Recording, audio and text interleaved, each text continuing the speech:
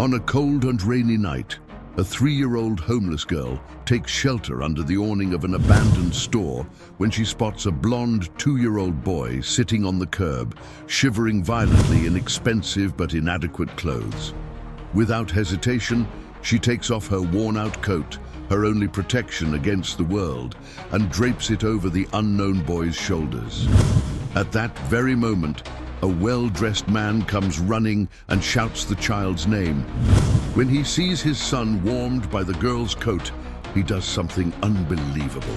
The rain fell like icy tears on the city pavement, creating small rivers that snaked through the dark gutters.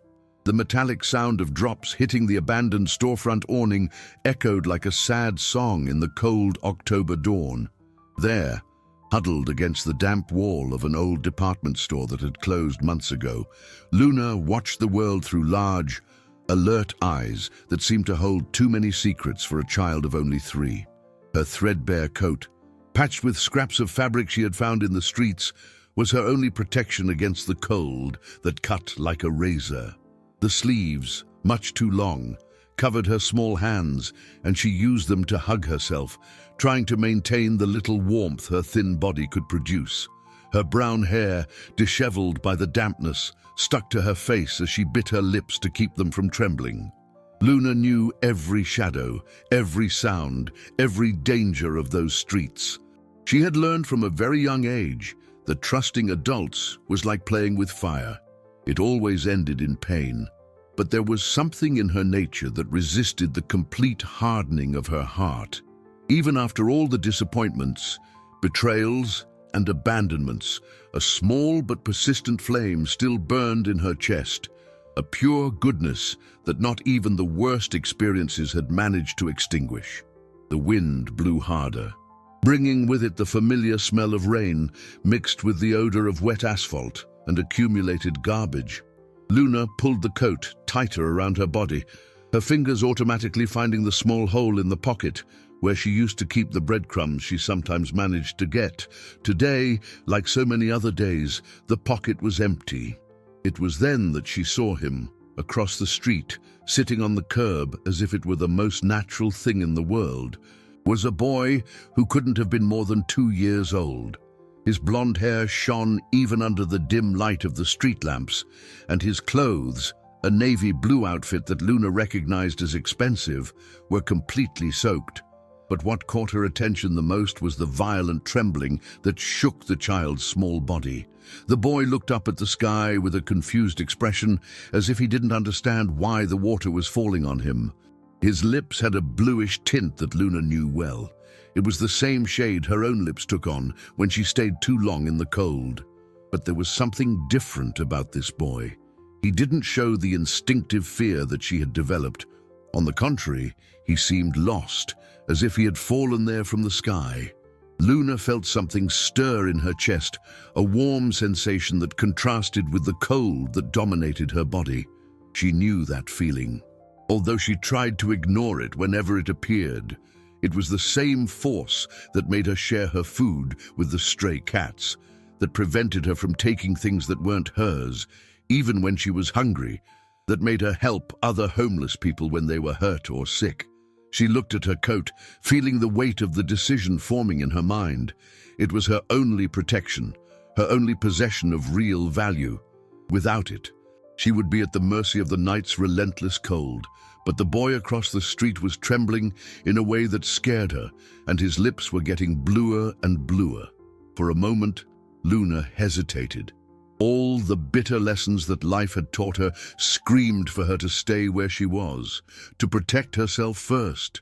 But when she looked again at the boy and saw a tear running down his wet face, all the voices of self-preservation fell silent. Without thinking twice, Luna took off her coat. The rough fabric of the coat slid down Luna's arms like a second skin being torn off. The immediate cold hit her like a punch, making her gasp as the icy wind penetrated her thin blouse. But she didn't hesitate. With quick and silent steps, a skill she had perfected during years living in the shadows, she crossed the empty street, avoiding the puddles that reflected the streetlights like small broken mirrors. The boy looked up when she approached. and Luna was surprised to see that his eyes were a clear, crystalline blue, like the sky on days she could barely remember. There was no fear in that gaze, only a childish curiosity mixed with confusion. That intrigued her. Most of the children she met on the streets carried the same distrust that she had learned to cultivate. "You're cold," Luna said softly, her voice almost swallowed by the sound of the rain. It wasn't a question, but a simple observation. She extended the coat towards the boy, who watched her with complete attention, as if she were the most interesting thing he had ever seen. The boy didn't move initially, just continued to watch her with those immense eyes. Luna knelt on the wet sidewalk, feeling the cold water seep through the thin fabric of her pants, and gently placed the coat over the boy's small shoulders. The fabric, too big for him, enveloped him like a protective hug. "Better now," she murmured, adjusting the coat to better cover the child's trembling body. Her fingers worked quickly, zipping it up to his neck and pulling the hood over his wet blonde hair. The boy's trembling began to subside almost immediately, and a small sigh of relief escaped his still bluish lips. For a moment, they looked at each other in silence. Luna felt something strange happen in her chest, a warm sensation that spread despite the cold that now dominated her completely. It had been a long time since she had seen genuine gratitude in someone's eyes. The boy extended a small hand and gently touched Luna's face, as if he wanted to be sure she was real. "Thank you," he said in a sweet, clear voice, the word coming out a little garbled by his age, but perfectly understandable. Luna blinked, surprised. It was rare to find a child so young who already spoke so clearly, and even rarer to hear a sincere thank you. She was about to answer when she heard quick footsteps approaching. Instinct made her stand up immediately, all her muscles tensing for a possible escape. She had learned that when adults appeared running towards her, it usually wasn't for a good reason. Her eyes quickly scanned the surroundings, identifying the nearest escape routes. "Ethan! Ethan!" The male voice cut through the night like a blade, filled with panic and despair. A tall man emerged from the darkness, running towards them with a speed that made Luna take a step back. He wore a dark, expensive suit, even wet from the rain, and there was something in his posture that screamed authority and power. The boy, Ethan, looked in the direction of the voice, and his eyes lit up with recognition and joy. "Daddy!" he shouted, trying to get up awkwardly with the large coat hindering his movements. Luna felt the blood run cold in her veins. Dad. Of course, he had a dad. A dad who obviously had money, who wore expensive clothes, who probably lived in a big warm house where there was never a shortage of food. And now this man would see her there with his son and would think, what exactly would he think? The man reached them in seconds, falling to his knees beside Ethan and enveloping him in a desperate hug. "Oh my God, Ethan, I was so worried. How did you get out of the house? Where were you?" His words came out jumbled as he checked if the boy was hurt. It was then that his eyes met Luna's. The silence that settled between Luna and the man seemed to last an eternity, although it was only a few seconds. Richard Sterling, one of the city's most influential businessmen, felt something churn in his stomach when his eyes met the girl's. She was so small, so thin, that for a moment he thought she was an apparition created by his despair. But she was real, and she was there, trembling violently in the rain, wearing only a thin blouse that clung to her tiny body.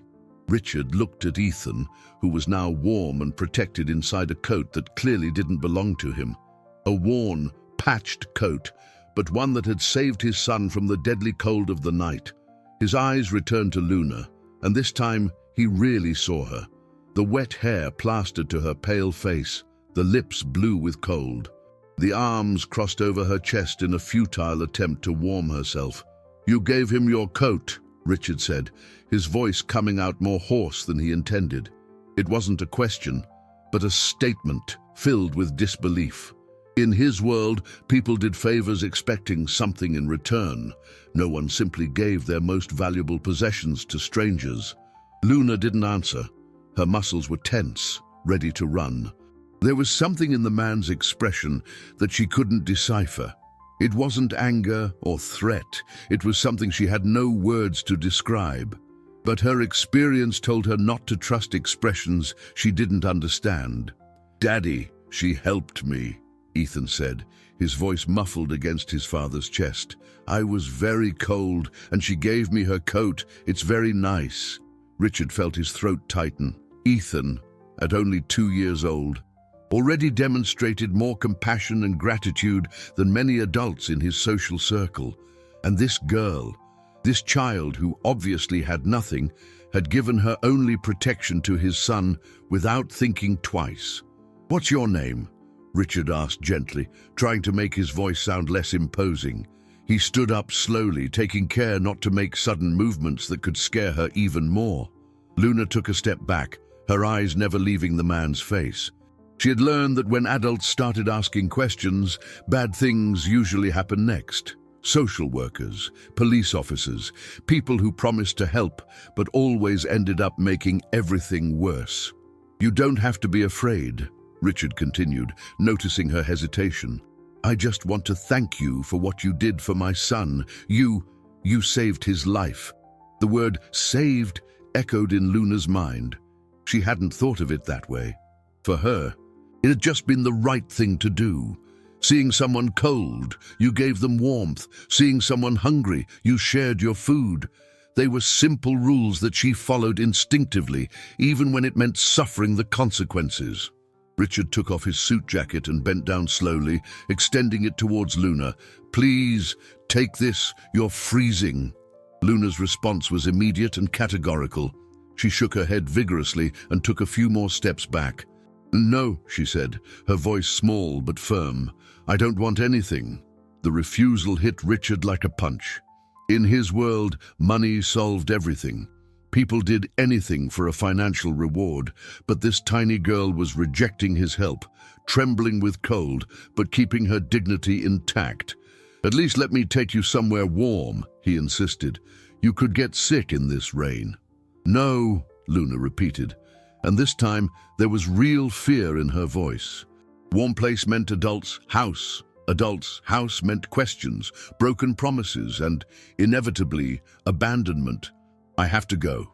Richard saw the panic grow in her eyes and felt his heart break. Ethan, noticing the tension, extended his small hands towards Luna. "Don't go away," he said, with the devastating simplicity of childhood. "Stay with us?" For a moment, Luna hesitated. There was something in Ethan's pure innocence that touched the deepest part of her soul.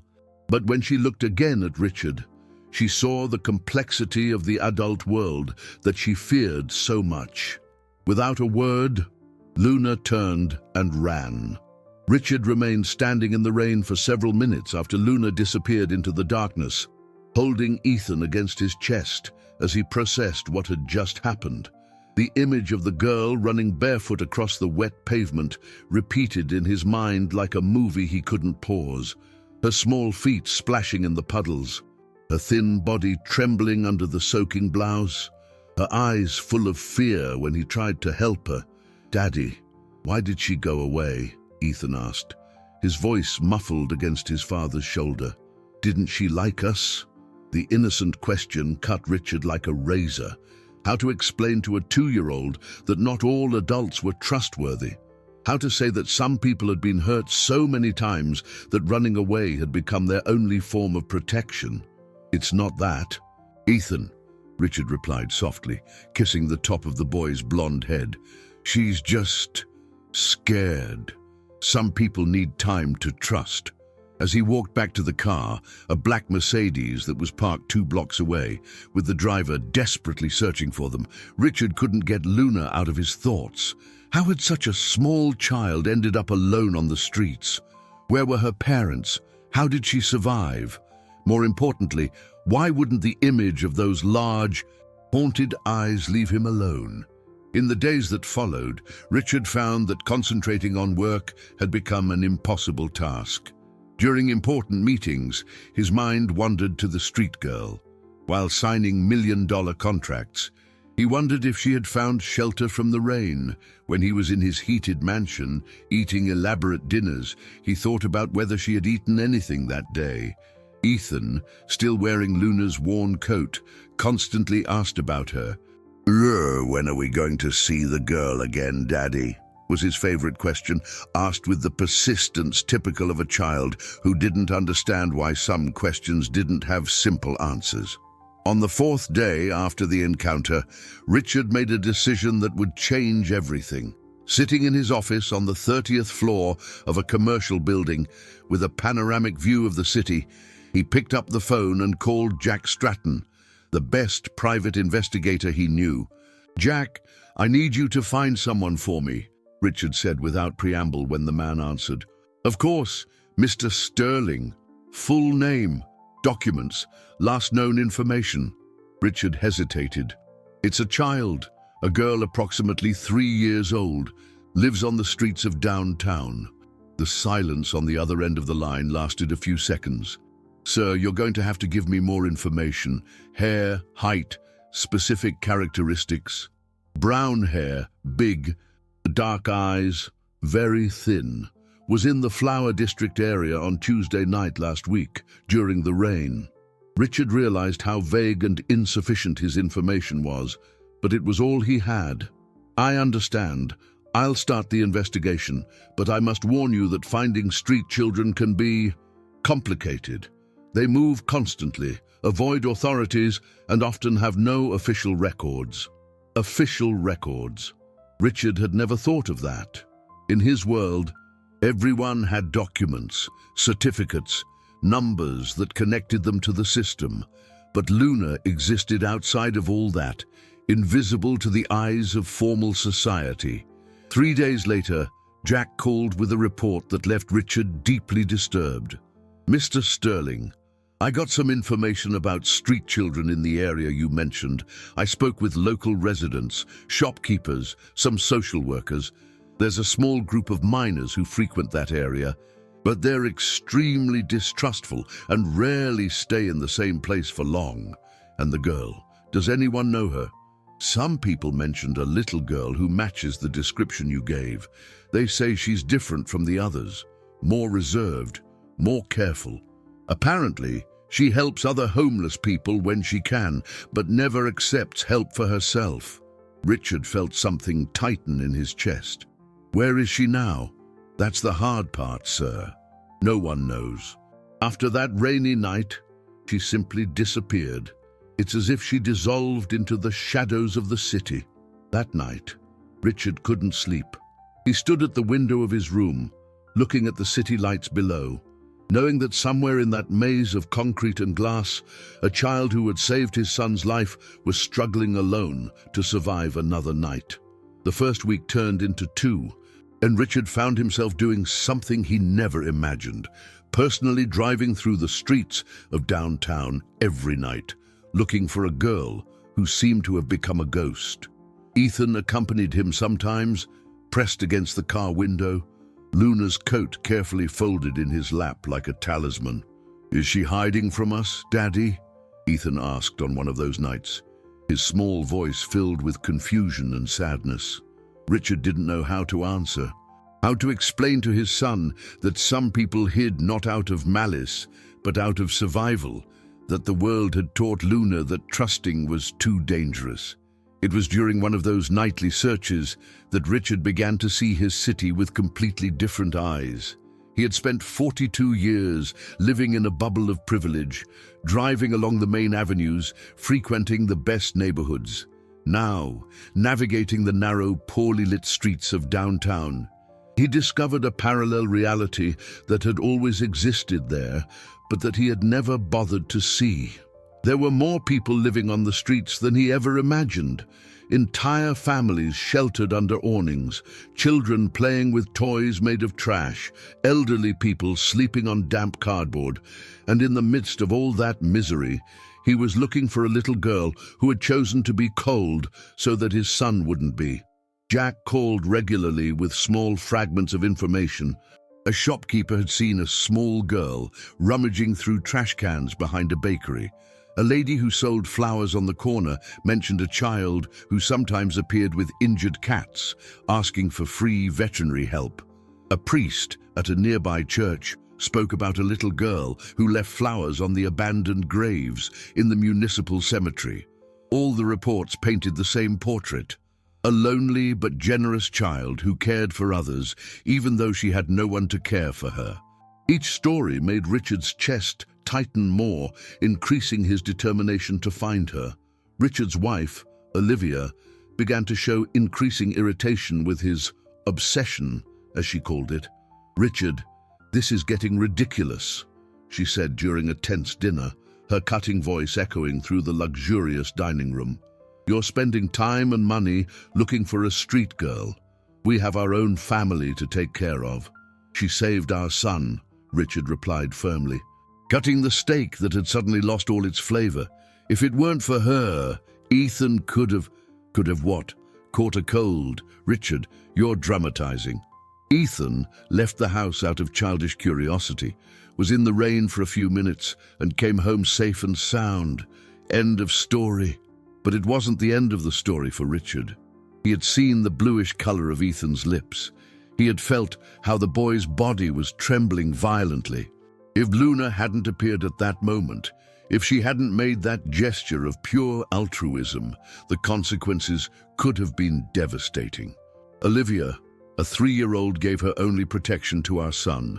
That's not something you forget or ignore." "That's exactly why you should stop this insane search," Olivia retorted, her eyes flashing with barely suppressed irritation. "Children like that are part of a world that isn't ours. We have responsibilities to our own social class, our own obligations." The coldness in Olivia's words hit Richard like a slap in the face. When had he become so distant from basic humanity? When had their wealth turned into a barrier that prevented him from seeing the suffering of others? That same night, when Olivia was already asleep, Richard received a call from Jack that made his heart race. "Mr. Sterling, I found her." "Where?" Richard was already getting up, searching for his car keys.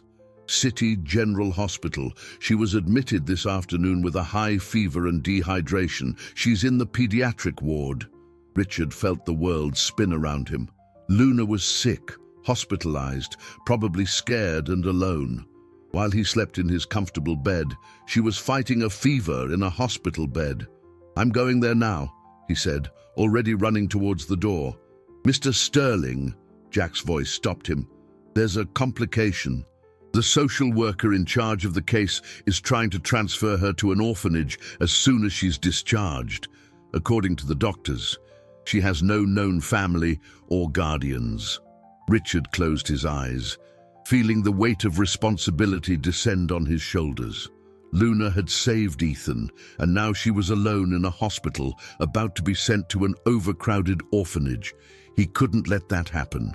City General Hospital at 2 in the morning was a place of cold lights and corridors that echoed with the sound of hurried footsteps and machines that never stopped.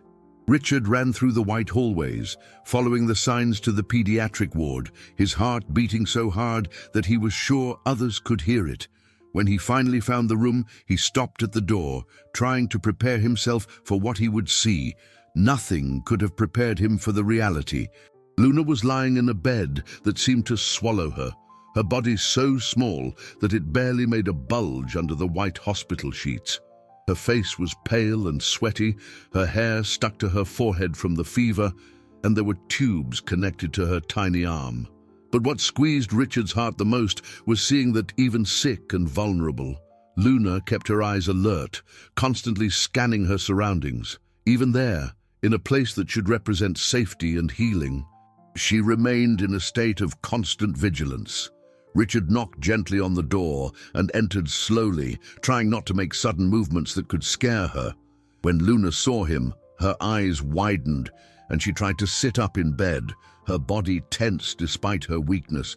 "Hey, you don't have to be afraid," Richard said softly, keeping his distance.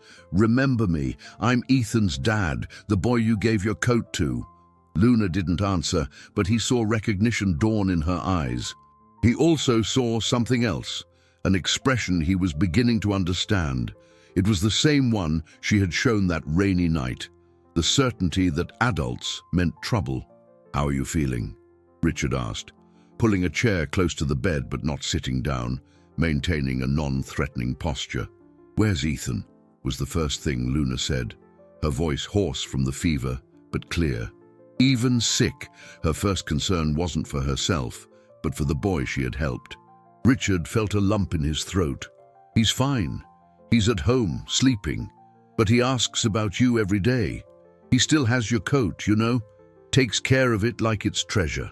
For a moment, something like relief passed over Luna's face, but it was quickly replaced by the usual distrust. "Why are you here?" she asked, her eyes never leaving his face. "Because I was worried about you. Because I wanted to make sure you were okay." Richard paused, carefully choosing his next words. "And because I want to help." The word help had the effect of a bomb. Luna shrank back against the pillow, her eyes narrowing. "I don't want help. I want to get out of here." "Luna!" Richard had found out her name through the hospital records. "You're sick. You need to stay here until you get better." "No!" The response came out louder than Luna intended, and she immediately glanced nervously at the door, as if expecting nurses to come running. "Hospitals are traps. They say they're going to take care of you, then they send you to worse places." Richard felt as if he had been punched in the stomach. What kind of experiences had this child had to develop so much fear of medical help? How many times had she been deceived by adults who promised protection? "I know you don't trust me," he said gently, "and I understand why. Probably a lot of people have promised you things they didn't keep." Luna didn't answer, but Richard saw that his words had hit the mark. She continued to watch him with those large, cautious eyes. "But I need you to know one thing," Richard continued. "That night, when you gave your coat to Ethan, you saved more than his life. You showed me what it really means to be generous. Ethan talks about you every day, you know. He says you have the most beautiful heart he's ever seen." For the first time since Richard had entered the room, he saw Luna's defenses falter slightly, her eyes filled with tears that she struggled not to shed. "Is he really okay?" she asked in a voice so low that Richard had to lean in to hear. "He's great. And you know what he asked me to do? He asked me to find you and invite you to come to our house to play with him. He said you must be missing your coat." Luna closed her eyes, and Richard saw a solitary tear run down her cheek. When she opened them again, there was a vulnerability there that made him want to protect her from all the evil in the world. "They're going to send me to an orphanage," she said simply, as if she were reporting the weather. "The nurse said."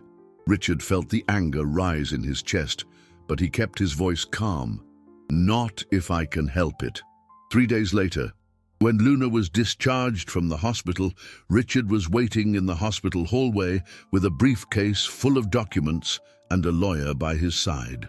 He had worked tirelessly, moving heaven and earth, using all his influence to prevent Luna from being sent to the orphanage. What he didn't expect was to encounter resistance from the very child he was trying to protect. "No," Luna said firmly when Richard explained that he wanted to become her temporary guardian. She was sitting on the edge of the hospital bed, wearing new clothes that a sympathetic nurse had gotten for her, but her eyes maintained the same fierce determination that Richard was learning to recognize. "I'm not going to your house." Mr. Davies, Richard's lawyer, cleared his throat uncomfortably. "Mr. Sterling, perhaps we should reconsider." "No," Richard interrupted, without taking his eyes off Luna. "She has the right to choose." He knelt in front of the girl, getting down to her eye level. "Luna, why don't you want to come with us? Ethan is eager to see you again." Luna bit her lower lip, an internal battle clearly taking place in her small mind. "Because you're going to get tired of me. Everyone always gets tired. And then they send me away, and it's worse than before." The words hit Richard like a shot to the chest. How many times had this child been rejected? How many promises had been broken for her to develop this devastating certainty that she would be abandoned? "What if I promised that that would never happen?" Richard asked softly. "Everyone promises that," Luna replied, her voice small but full of a bitter wisdom that no child should possess. It was then that something happened that would change everything. Ethan appeared in the doorway of the room, escaping from the nanny who was supposed to be watching him in the car. He carried Luna's threadbare coat, carefully folded in his small arms, as if it were made of the most precious fabric in the world. "Luna!" he shouted, running towards the bed. "You're better! I brought your coat back!" The effect was instantaneous. Luna's face lit up in a way that Richard had never seen, all the distrust and fear disappearing for a moment. She extended her arms, and Ethan practically jumped into them, the two hugging as if they were siblings who'd been separated for years. "I took good care of it," Ethan said seriously, offering the coat to Luna. "I didn't let anyone else use it." Luna took the coat reverently, hugging it against her chest. "Thank you," she murmured, and Richard saw tears glisten in her eyes. "Come home with me," Ethan asked with the devastating simplicity of childhood. "I have a lot of toys, and Maria makes the best mac and cheese in the world, and Daddy said you can have your own room with a bed all to yourself." Richard watched Luna process Ethan's words. He saw the exact moment when the barrier of distrust began to crack, not because of his adult words or formal promises, but because of the pure and innocent honesty of a child. "Your own room?" Luna asked hesitantly. "With your own window and everything?" Ethan confirmed enthusiastically. "And if you want to leave someday, Daddy will take you wherever you want. He promised me." Richard held his breath. Ethan had just made a promise in his name, but a promise that he was completely willing to honor. If Luna wanted to leave someday, he would respect her decision, no matter how much it might hurt him. Luna looked from Ethan to Richard, her eyes searching for signs of falsehood or manipulation. "Is it true?" she asked. "If I don't like it, can I leave?" "It's true," Richard confirmed, his voice firm despite the tightness in his throat. "You'll always have a choice, Luna, always." For a long moment, the room was silent, except for the sound of everyone's nervous breathing. Mr. Davies held the temporary guardianship documents, ready to be signed. The social worker watched from the door, clearly anxious to resolve the situation. Finally, Luna nodded almost imperceptibly. "So, are you coming?" Ethan asked, his face lighting up with hope. "I'm coming," Luna whispered, and Richard felt as if the whole world had changed with those two simple words. The Sterling mansion stood before Luna like a fairy tale castle, its windows gleaming in the golden light of the late afternoon. She held Ethan's hand tightly as they walked through the impeccably manicured garden, her bare feet sinking slightly into the soft grass. It was the first time in her life that she had stepped on something so green and soft. "It's very big," she murmured, looking up, trying to see where the house ended. "It is," Ethan agreed cheerfully, "but don't worry, I'll show you where everything is. And if you get lost, just yell my name and I'll find you." Richard watched the interaction of the two with a smile on his face, but Olivia waited for him at the front door with an expression that promised a storm. Her lips were pressed into a thin line, and her blue eyes flashed with barely suppressed irritation. "Richard, we need to talk," she said through gritted teeth, her forced smile directed only at Ethan and Luna. "Later," Richard replied firmly. "First, let's show Luna her room and let her settle in." The room that Richard had prepared for Luna was on the second floor, next to Ethan's room. It was decorated in soft shades of blue and white, with a small but comfortable bed, a bookshelf full of children's books, and a large window overlooking the garden. There were also new clothes hanging in the closet, all the right size. Luna stopped at the entrance, her eyes wide. "Is all this mine?" she asked in a voice so low that it could barely be heard. "All yours," Richard confirmed. "And if you want to change anything, you can talk to me." Luna approached the bed slowly, touching the mattress with hesitant fingers, as if it could disappear at any moment. Then she went to the window, climbing onto a chair to look outside. The garden stretched as far as her eyes could see, and she could see other large houses in the distance. "Can I open the window whenever I want?" she asked, testing the latch. "Of course," Richard replied, realizing that for Luna, knowing that she had an escape route was fundamental to feeling safe. Ethan pulled Luna by the hand.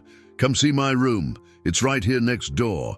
And if you get scared at night, you can knock on the wall, and I'll hear you." While the children explored Ethan's room, Richard went downstairs to face Olivia. She was in the living room, pacing back and forth like a caged feline. "You've completely lost your mind," she said as soon as Richard appeared. "You brought a street child into our house, near our son. Do you have any idea what risks you're taking?" "What risks?" Richard asked, keeping his voice calm. "Luna is a 3-year-old who saved Ethan's life. She comes from the streets, Richard. She could have diseases. She could have learned violent behaviors. She could negatively influence Ethan. And what are people going to think? What are our friends going to say when they find out we're raising a what, Olivia?" Richard interrupted, his voice becoming dangerously low. "Finish the sentence." Olivia stopped pacing and glared at him. "A child who isn't ours, who comes from a world completely different from ours. Her world is different because people like us make it that way, because we close our eyes to the suffering that happens a few miles from our comfortable homes. Don't give me a social speech, Richard. We have responsibilities. Ethan needs to grow up in the right environment, with the right influences. We can't risk his future because of a momentary impulse of guilt." Olivia's words echoed through the house, and both didn't realize that Luna had stopped at the top of the stairs, listening to every word. Her small fists were clenched, and silent tears streamed down her face. She had understood perfectly. She wasn't welcome there. She was a risk, a problem, something that could harm Ethan. Ethan, who had come down behind her looking for a toy. He found Luna sitting on the last step of the stairs, crying silently. "Luna, why are you sad?" he asked, sitting next to her. "Your mum doesn't want me here," Luna said, trying to wipe away her tears with the back of her hand. "She thinks I'm going to hurt you." Ethan was quiet for a moment, processing the information with the seriousness that only children can demonstrate in the face of injustice. Then he made a decision that would surprise everyone. "Wait here," he said, getting up determinedly. Ethan went down the rest of the stairs and entered the room where his parents were still arguing. He interrupted the conversation by planting himself firmly between them, his chin raised with a determination that mirrored his father's. "Mom," he said with his child's voice, but loaded with an unusual firmness, "Luna saved my life. If you don't like her, then you don't like me either." The silence that followed was deafening. Ethan's words echoed through the room like thunder on a clear day. Olivia looked at her small son as if he had transformed into a completely different person before her eyes. Richard felt pride and sadness at the same time, pride for Ethan's moral courage, sadness for seeing that a 2-year-old needed to take a stand that the adults around him couldn't resolve. "Ethan, honey, you don't understand," Olivia began, but Ethan shook his head vigorously. "Yes, I do," he said, his voice small but firm. "Luna was cold and gave me her coat. Now she's sad because you don't want her to live here. That's not right." Richard knelt next to his son, gently touching his small shoulders. "Ethan, how about you go play with Luna while Mom and Dad talk?" "No," Ethan replied, crossing his small arms. "I want you to stop fighting about Luna. She's already been sad too much in her life." The devastating simplicity of Ethan's observation hit both parents like a punch. A 2-year-old had understood something that 2 educated adults were failing to process, that Luna had already suffered enough. Olivia looked at Richard, then at Ethan, and something in her expression began to change. It wasn't acceptance, but at least it was the recognition that the situation was more complex than she had imagined. Where is she now? Olivia asked, her voice losing some of its previous harshness. On the stairs, Ethan replied, crying because she heard you arguing. Richard felt as if he had been slapped. Luna had heard everything, all of Olivia's harsh words, all the discussions about whether she was welcome or not. He got up immediately and went to look for her, finding her exactly where Ethan had said, huddled on the last step of the stairs like an injured bird. "Luna," he said softly, sitting next to her, "I'm so sorry you heard our argument." Luna didn't look at him, keeping her eyes fixed on her own feet. "I know she doesn't want me here," she said in a voice so low that Richard had to lean in to hear. "Everyone always has a reason not to want me." The words cut Richard's heart like a razor. "Luna, look at me," he asked gently. When she finally raised her eyes, he saw all the pain of a lifetime of rejections reflected in those large, dark eyes. "I want you here. Ethan wants you here. And Olivia. She just needs time to understand." "But what if she never understands?" Luna asked. "What if she keeps thinking I'm dangerous for Ethan?" Richard hesitated because he couldn't promise something he wasn't sure he could deliver. "Then we're going to have to work together to show her who you really are." That night, after the children went to sleep, Richard and Olivia had the most difficult conversation of their marriage. Sitting on the porch, with the city sparkling below, they finally talked about things they had avoided for years. "When did we become like this?" Richard asked, looking at the stars. "When did we stray so far from our basic humanity?" Olivia was silent for a long time before answering. "I think it was gradual. We built walls to protect ourselves.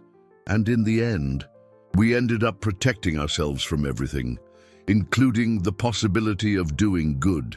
Ethan saw Luna crying today, and his first instinct was to defend her. He's 2 years old, Olivia, 2 years old, and he already understands better than we do what compassion means. Olivia sighed deeply. "I'm scared, Richard, scared that she'll change us in ways I can't control, scared that Ethan will get hurt if she leaves, scared that we're entering something bigger than we can handle." "Maybe that's exactly what we need," Richard replied. "Maybe we need to be changed. Maybe we need to get out of our comfort zone and remember what really matters." In the room next door, Ethan had sneaked into Luna's room and found her sitting at the window, looking out at the moonlit garden. She was still wearing the new clothes, but the threadbare coat was carefully folded on the bed beside her. "Are you leaving?" Ethan asked, sitting down next to her at the window. "I don't know," Luna answered honestly. "Maybe it's better for everyone." "It wouldn't be better for me," Ethan said with the brutal honesty of childhood. "I like you here. You make me laugh, and you know stories that nobody else knows." Luna looked at Ethan, seeing in him the only good thing that had happened in her life in a long time. What kind of stories?" "How you learn to take care of hurt cats, how you know where to find food when you're hungry, how you're not afraid of the dark." Ethan paused, thinking, "You know important things that I don't know." For the first time since arriving at the mansion, Luna smiled for real. "You also know important things that I don't know." "Like what?" "Like what it's like to have a family that loves you, what it's like to have a place that's just yours, what it's like not to be afraid to sleep at night." The two sat at the window, sharing their different kinds of wisdom. Two small children trying to understand a world too complex for their age. A week had passed since Luna had arrived at the Sterling mansion, and a delicate routine was beginning to form. She woke up early, always before Ethan, and sat at the window watching the garden awaken with the sun. Richard had hired a private tutor, Ms. Evans, a kind lady who had experience with traumatized children, to help Luna with basic education. Luna was starting to relax, very slowly. She still slept with the threadbare coat next to her bed, still checked all the exits of any room she entered, still ate as if each meal might be her last. But Richard had noticed small changes. She laughed when Ethan told silly jokes. She had started to play with some toys, and the night before, for the first time, she had called Richard by his name instead of simply Sir. Olivia was making a genuine effort to accept Luna, although there was still tension.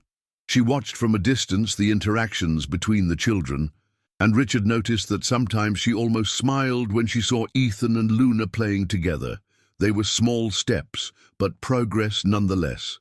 It was on a Thursday morning that everything began to unravel. Richard was in his office when Jack called with news that made his blood run cold. "Mr. Sterling, we have a problem. I learned through my contacts that social services is investigating Luna's situation. Someone made an anonymous complaint alleging that a street child was illegally removed from the system and is being kept in your home without proper authorization." "But I have temporary guardianship," Richard protested, feeling the panic begin to set in. "Yes, but the complaint alleges that there were irregularities in the process, that you used your influence to expedite procedures that should have taken months. And there's one more thing, sir. The complaint specifically mentions that the child may be in danger due to the emotional instability caused by abandonment trauma." Richard clenched his fists. "Who would make such a complaint? I'm still investigating, but I have a suspicion." The language used in the complaint is very specific, too technical to be from someone on the outside. It seems to have been made by someone who knows the legal system well. A terrible suspicion began to form in Richard's mind. "Jack, I need you to find out who made this complaint, and I need to know how much time we have before social services arrives here. From what I've been able to gather, they plan to make a surprise visit tomorrow morning. They'll want to assess Luna's living conditions and possibly remove her temporarily while they investigate the allegations." Richard hung up the phone with trembling hands. How was he going to explain to Luna that she might have to leave? How could he look in Ethan's eyes and say that the girl he considered a sister was being taken away again? But first, he needed to confirm his suspicion about who had made the complaint. He found Olivia in the living room, flipping through a decorating magazine with exaggerated concentration. There was something in her posture that alerted him. She was too tense, avoiding his gaze. "Olivia," he said, his voice carefully controlled. "We need to talk." She looked up from the magazine, and Richard saw guilt flash briefly across her face before she could mask it. "About what?" "About the complaint that was made against our guardianship of Luna." The magazine slipped from Olivia's hands, falling to the floor with a thud. She didn't try to pick it up. "Richard, it was you." It wasn't a question. Olivia stood up, walking to the window as if she needed physical distance to have this conversation. "I was protecting our family, protecting Ethan." "Protecting Ethan from what?" "From learning compassion, from having a sister who adores him, from seeing that there are people in the world who need help. Protecting him from getting attached to someone who will inevitably leave us." Olivia exploded, turning to face him. "Richard, can't you see? This girl comes from a world of trauma and abandonment. No matter how much we try to help her, sooner or later she's going to freak out, she's going to run away, or something is going to happen that will force her to leave. And when that happens, Ethan will be devastated. So, you decided to devastate him first.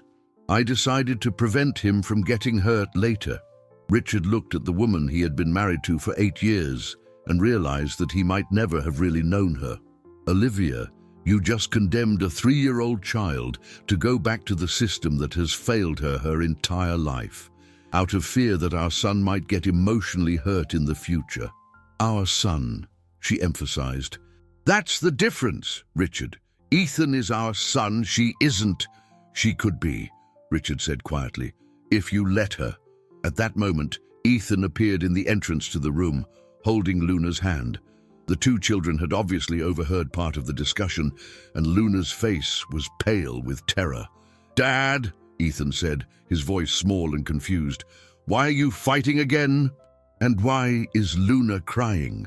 Richard looked at Luna and saw that she had understood perfectly what was happening. Her eyes were filled with tears.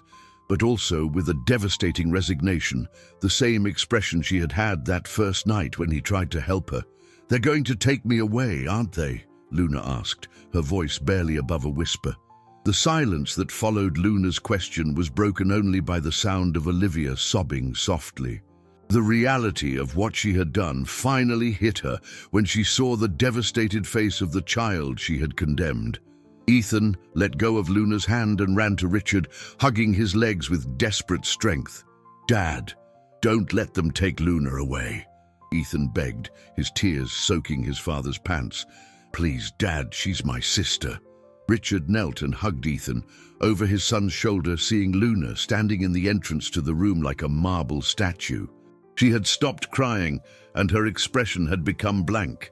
The same protective mask she used when she needed to disconnect emotionally in order to survive. "Luna," Richard said gently, "come here." She shook her head slowly. "I need to pack my things," she said in a mechanical voice that broke Richard's heart. "It's always better to be ready when they come." "No," Richard said firmly, getting up with Ethan still in his arms. "No one is taking you anywhere. I promise." "You can't promise that," Luna replied with the bitter wisdom of someone who had been through this before. "Social workers always win. Adults always decide what's best for children, even when they don't know anything about them." Olivia had stopped crying and watched the interaction with growing horror, seeing the resignation in Luna's voice, the lack of hope in her eyes, made something stir in her chest, something that she had tried to bury under layers of privilege and self-preservation.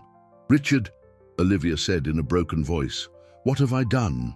"You protected our family," Richard replied coldly, "exactly as you wanted." That night, no one in the Sterling house could sleep.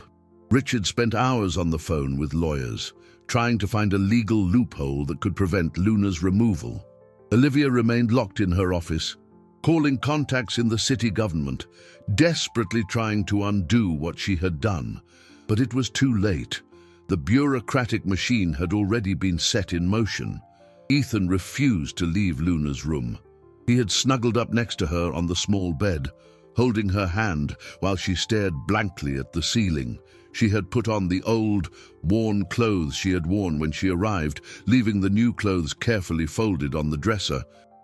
Why did you put on those clothes?" Ethan asked, touching Luna's thin, faded blouse. "Because these are my real clothes," she replied simply. "The others were borrowed. But Daddy said they were yours."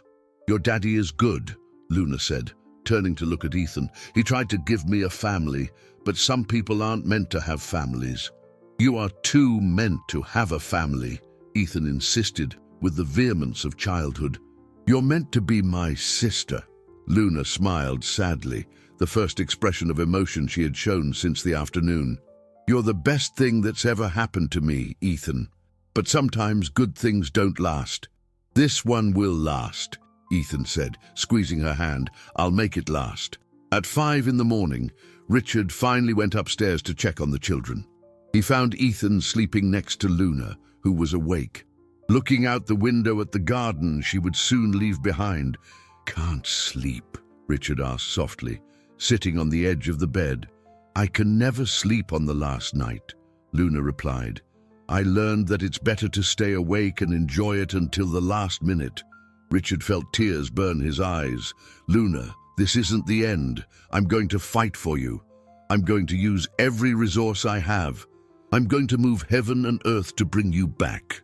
"Don't do that," Luna said, looking at him with eyes that seemed too old for a 3-year-old. "It'll just make Ethan sad for longer. It's better for him to forget about me quickly." "Ethan will never forget about you. I'll never forget about you." Luna studied Richard's face for a long moment. "You're different from the other adults," she said finally. "You really wanted to help me. But some people are too broken to be fixed." "You're not broken, Luna. You're the strongest person I've ever met."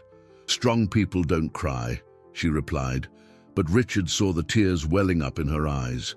"Strong people cry when they need to," Richard said. "And you can cry with me. You can be angry. You can yell. You can blame me. You don't have to be strong all the time." It was then that Luna's defenses finally crumbled. 3 years of pain, abandonment, and trauma came out all at once. In sobs that shook her small body, Richard picked her up, being careful not to wake Ethan, and carried her to the armchair near the window, where he rocked her gently as she cried, all the fears and hurts she had kept bottled up for so long. "I wanted to stay," she sobbed against his shoulder. "I wanted to have a real family." "You have a real family," Richard murmured, kissing the top of her head. "And we're going to find a way to stay together. I promise." Outside, the sun began to rise, bringing with it the day that would change everything again. At 9 in the morning, 3 official cars parked in the driveway of the Sterling mansion. Richard watched from the living room window as social workers, a child psychologist, and 2 police officers got out of the vehicles, their expressions professional and determined. He knew this moment would come, but nothing could have prepared him for the reality of seeing strangers coming to take the child who had become so important to his family. Luna was sitting on the stairs, wearing her old clothes and holding the threadbare coat like a protective shield. Ethan was next to her, refusing to leave her side for a single second. Olivia was in the living room, pale as a ghost, finally understanding the magnitude of what she had set in motion. "Good morning, Mr. Sterling," said Dr. Thompson, the head social worker, when Richard opened the door. "I'm in charge of the case of the minor Luna. We received a complaint about irregularities in the temporary guardianship, and we need to make an immediate assessment of the situation." "I understand," Richard replied, trying to keep his voice steady. "Please, come in." The group entered the room, and Richard saw Luna shrink even further on the stairs. She knew this scene. She had lived versions of it several times. Official people showing up, whispered conversations, and then the inevitable departure to a new and unknown place. "Where is the child?" asked Dr. Thompson, consulting her papers. "There," Richard said, pointing to the stairs. "Ethan, come here, please." "No," Ethan said firmly, putting his arm protectively around Luna. "I'm not going to let you take my sister away." Dr. Green, the child psychologist, approached the children slowly, kneeling to get down to their eye level. "Hello, Luna. My name is Michael. I came here to talk to you." Luna didn't answer, only watched him with the large, cautious eyes that Richard had learned to recognize. "Are you happy here?" Dr. Green asked gently. The simple question seemed to break something inside Luna.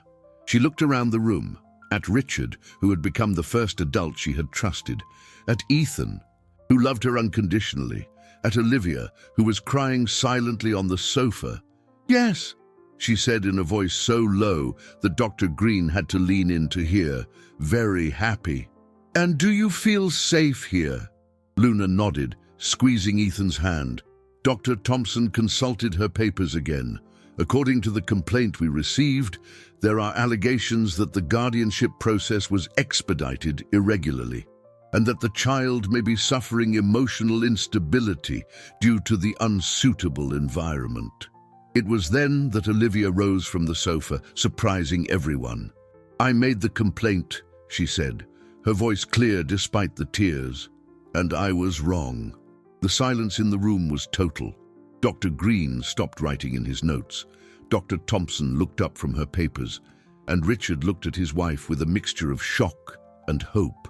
"Mrs. Sterling," said Dr. Thompson, "are you saying that you made a false complaint?" "No," Olivia replied, walking to where Luna and Ethan were sitting. "I made a complaint based on fear, not on facts. Fear that my son would get hurt, fear of changes in our life, fear that I wouldn't know how to deal with a traumatized child." Olivia knelt in front of Luna, her eyes filled with tears. "Luna, I'm sorry. I was trying to protect my family, but I didn't realize that you were already part of it." Luna watched her carefully, looking for signs of falsehood or manipulation, but all she saw was genuine regret and pain. "Dr. Thompson," Olivia continued, turning to the social worker, "my husband followed all the legal procedures for temporary guardianship. Luna is receiving proper medical care, education, and more importantly, love. She isn't being harmed, she's being healed. Even so, said Dr. Thompson, that we need to follow protocol. The child will have to come with us while we conduct a thorough investigation. No! Shouted Ethan, hugging Luna tightly. You can't take her! She's my sister! Luna gently untangled herself from Ethan's embrace and stood up. Richard saw the resignation in her eyes, the same expression she had had that first night when she tried to run away. It's okay, Ethan, she said softly. I'll be okay. But when she took the first step towards Dr. Thompson, something extraordinary happened. Ethan stepped in front of her, his small arms outstretched as if he could protect her physically. If you take Luna, Ethan said with the fierce determination of childhood, then I'm going to have to go with her, because families stay together. Richard felt his heart break and swell with pride at the same time. His 2-year-old son had just defined what it meant to be family better than any adult in the room. It was then that Dr. Thompson did something unexpected. She put away her papers and knelt in front of the 2 children. Ethan, she said gently, do you really love Luna like a sister? More than anything in the world, Ethan replied without hesitation. Dr. Thompson looked at Luna. And you, Luna, do you want to stay here with this family? Luna looked around one more time, at Richard, who had risked everything to protect her, at Ethan, who was willing to go with her anywhere, at Olivia, who had recognized her mistake and apologized. Yes, she said, her voice growing in strength, I want to stay with my family. Luna's words echoed through the room with a force that surprised even her. For the first time in her life, she had openly declared that she wanted to belong somewhere, that she wanted to be part of a family. The courage needed to pronounce those words had come from a place deep inside her, a place that she thought she had lost forever. Dr. Thompson observed the scene with experienced eyes. In 20 years of working with children in vulnerable situations, she had developed a keen instinct for distinguishing between genuine protection situations and problematic cases. What she saw before her was an imperfect but real family trying to form around a child who desperately needed love. Mr. and Mrs. Sterling, she said finally, I'm going to be frank with you. The complaint we received raised red flags in our department. Expedited procedures usually indicate irregularities. But Richard held his breath. Ethan squeezed Luna's hand, and Olivia closed her eyes as if she were praying. But, Dr. Thompson continued, I also know how to recognize when a child is truly safe and loved. Luna, can you tell me what your life has been like here? Luna hesitated for a moment, not because she didn't know what to say, but because she had never been invited to express her feelings about her own life. Richard gave me a room of my own, she said slowly, with a window that I can open whenever I want, and Ethan plays with me every day and teaches me things I didn't know. And Olivia, she looked at Olivia, who was waiting tensely. Olivia said sorry when she did something wrong. Nobody has ever said sorry to me before. Dr. Green had been watching the interactions in silence, taking notes on body language, attachment patterns, signs of trauma and recovery. Dr. Thompson, he said discreetly, can I speak with you in private? They stepped away to a corner of the room, whispering to each other while Richard, Olivia, and the children waited anxiously. Ethan wouldn't let go of Luna's hand, as if he could physically anchor her to that moment. You know what's funny? Luna whispered to Ethan. What? I always thought families were for special people, people who were born right, in the right place. I never thought someone like me could have one. You are special, Ethan said, with the absolute conviction of childhood. You're the most special person I've ever met. Olivia, overhearing the conversation, felt fresh tears streaming down her face. How had she been so blind? How hadn't she realized that Luna wasn't a threat to her family, but a precious addition that would make it stronger? Dr. Thompson and Dr. Green returned, their expressions softer. After our preliminary assessment, said Dr. Thompson, we've determined that Luna is in a stable and loving environment. However, We will require monthly follow-up visits for the next 6 months to ensure that the adaptation process continues to be positive. Richard felt as if he could breathe again for the first time in days. That means Luna can stay, confirmed Dr. Thompson. But it also means that you will have to work together to formalize the permanent adoption. It will be a long process, requiring psychological evaluations, regular home visits, and a lot of dialogue. We'll do whatever it takes, Richard said immediately. We all will, added Olivia, her voice firm despite the tears. We're a family. After the officials left, the house was strangely silent. It was as if everyone was processing what had just happened. Luna was still wearing her old clothes, but now they seemed like a disguise that she was ready to abandon. Luna, Olivia said hesitantly, would you like to help me pick out some new clothes? Clothes that are really yours, not borrowed? Luna studied Olivia's face carefully. You really want me to stay? I want you to be my daughter, Olivia replied, the words coming out more easily than she expected. If you'll let me be your mom. The word mom hung in the air between them. Luna had never had a mother, at least not one she remembered. The idea was both terrifying and wonderful. And I don't know how to be a daughter, Luna said honestly. I don't know how to be the mom of a brave daughter like you, Olivia replied. But we can learn together. Ethan, who had observed the entire conversation with the seriousness of a diplomat, finally smiled. Does that mean we're a real family now? Richard knelt and opened his arms, and for the first time, all 4 people embraced together, an imperfect, wounded, but real family. Luna allowed herself to relax completely in the embrace, feeling for the first time in her life that she was exactly where she should be. We're a real family, confirmed Richard, kissing the top of Luna's head. Forever. Luna closed her eyes and finally believed that maybe, just maybe, forever was possible for someone like her. 6 weeks had passed since that rainy night that had changed everything. Autumn was giving way to winter, and the first snow of the year began to fall gently on the city. Luna was at the window of her room, her real room now, watching the flakes dance in the air like small, white miracles. She was wearing a new blue dress, chosen by herself during a shopping trip with Olivia the week before, but the threadbare coat remained carefully folded in her dresser drawer, kept like a treasure, not because she needed it to keep warm, but because it represented the journey that had brought her there. Luna! Ethan called from the hallway. Come see! Mom and Dad have a surprise! Mom.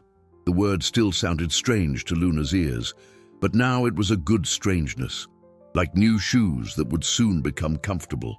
Olivia had transformed in recent months, revealing a capacity for maternal love that not even she knew she possessed. On nights when she woke up from nightmares, it was Olivia who ran to comfort her.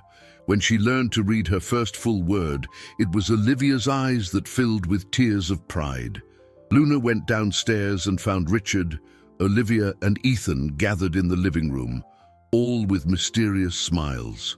On the coffee table was a large, official envelope. What is this?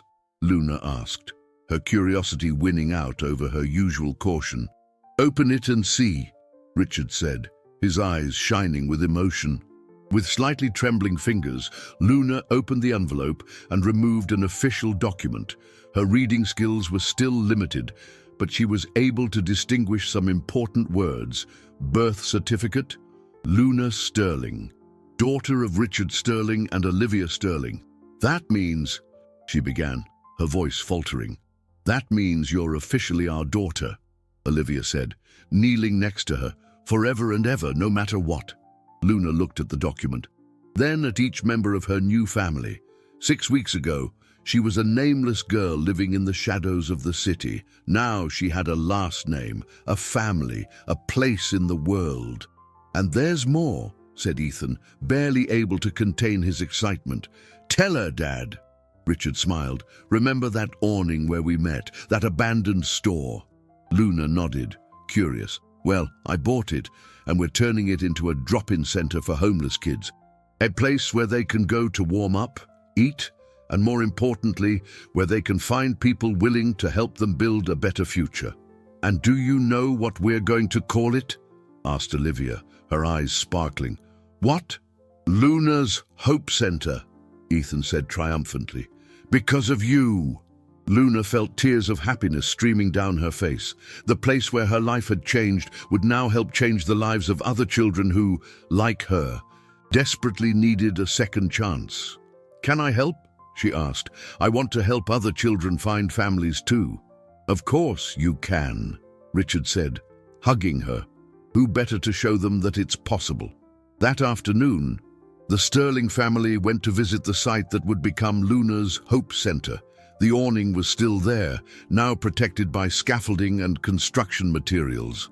Luna gently touched the wall where she had sheltered that fateful night. But this is where it all started, she said softly. No, Richard corrected, placing his hand on her shoulder. This is where it all came full circle. It all started when you decided to give your coat to Ethan. That was the moment our family was really born. Ethan, now wearing a new coat but carrying a small backpack where he kept important things, pulled out something special. It was a photo they had taken the week before, the four of them together in the garden of the mansion, smiling as if they were the happiest people in the world. I'm going to leave this picture here, Ethan said, placing it carefully in a protected corner of the awning, so that other kids can see that dreams can come true. As they walked back to the car, Luna held Richard and Olivia's hands, with Ethan skipping happily alongside. The snow continued to fall, but now she saw it as a blessing, not as just another obstacle to survive. Thank you, Luna said suddenly, stopping in the middle of the sidewalk. For what? Asked Olivia. For teaching me that trusting can be dangerous, but that not trusting is an even worse prison. For showing me that families aren't just people who share the same blood, but people who choose to love each other every day. Richard felt a lump in his throat.